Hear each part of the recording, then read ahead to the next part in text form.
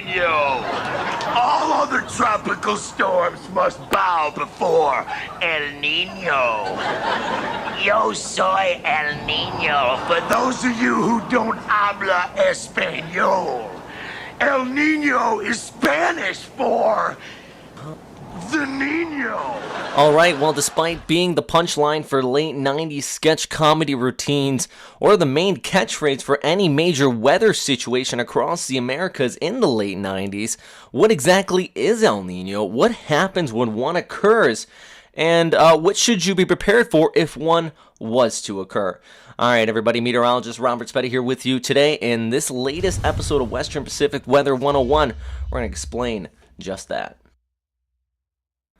By definition, El Nino, or sometimes referred to as the ENSO, or the El Nino Southern Oscillation, is a band of anonymously warm ocean water temperatures that periodically develop off the western coast of South America. Basically, it takes place when warmer waters from the western Pacific start to drift towards the east. Reason why we're actually doing this update today is because just recently the new U.S. National Weather Service issued an El Nino watch stating they were currently monitoring a very warm pool of water in the western Pacific and seeing if it was going to drift farther off there towards the east, and if it did, that would bring the onset of one of these El Nino events. I do want to mention this actually happens periodically. The most notable year in recent history was in January of 1997 when a major El Nino set in, but also we get these La Nina events where kind of the reversal happens and the warm pool of water builds up in the western Pacific. In this case, it brings more precipitation across the Philippines and much of southeastern Asia, also influences tropical systems for the worse, meaning that many of these southeastern Asian countries will likely get hit harder by tropical systems. Now that's with a La Nina event. What we're going to be talking about today, though, is the El Nino event, and this is just caused by that major shift in the whole ocean's currents.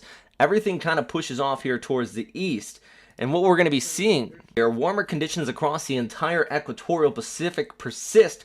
Winds are often generally weaker along the equator because of that. Well, it's a less of a temperature gradient between the east and the west, and convection develops all across the equatorial Pacific. The thermocline is deeper and shallower than normal from east to west, and that also causes, well, that lack of a wind. So that means more rain showers farther here towards the east, but if you're in Indonesia and even across parts of Malaysia over towards southern Philippines, less rainfall there for you. And once again, here's just comparing the El Nino and La Nina events. In an El Nino year, warm waters across the entire Pacific Ocean right around the equatorial area, vice cold in the east and warm in the west. That means lighter winds. Rain showers really develop up in the central Pacific, and what we are seeing is less precipitation farther towards the west because of the prevailing easterlies. They're just less intense. That's going to mean more, well, rain showers along the western seaboards of North America as well, and something to keep in mind there. In a La Nina year, you can see the showers really start to build up, the warmer sea surface temperatures off there towards the western seaboard. So that just kind of compares it up so you can see, at least in a graphical standpoint, the difference between both of these. Much warmer temperatures off there towards the east. So if you're from the western Pacific, what exactly is going to be occurring here? Well, I already brought up this graphic already, and I just want to break it down. We're going to be seeing more rainfall into the Pacific Islands, farther towards the east, the Solomon Islands, around Vanuatu, even extending out towards French Polynesia.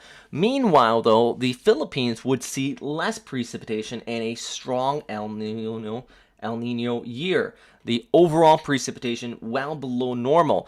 On that note, cyclones will not also be hitting the Philippines or much of southeastern Asia. Instead, high pressure is going to set over that area. The Westpac high would drift a little bit farther towards the east, and Korea and much of Japan would see a more likely chance of experiencing strong typhoons during an El Nino year because of the position of the high pressures.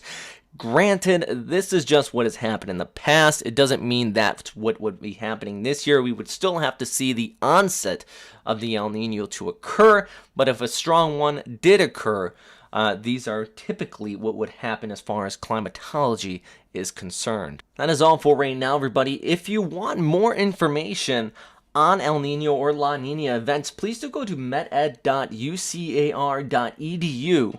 You can sign up there for a free account, not just for El Nino events, but also for any type of major weather events or just meteorology weather 101. There is great online tools there to use, numerous modules. Basically, it almost feels like you're getting a college degree if you go through every single one of these different products available for free.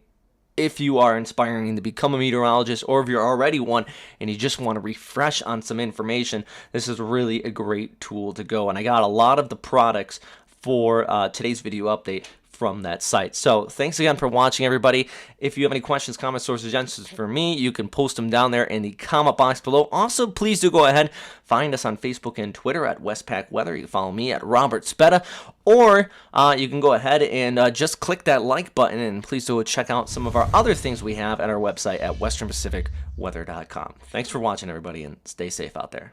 Bye.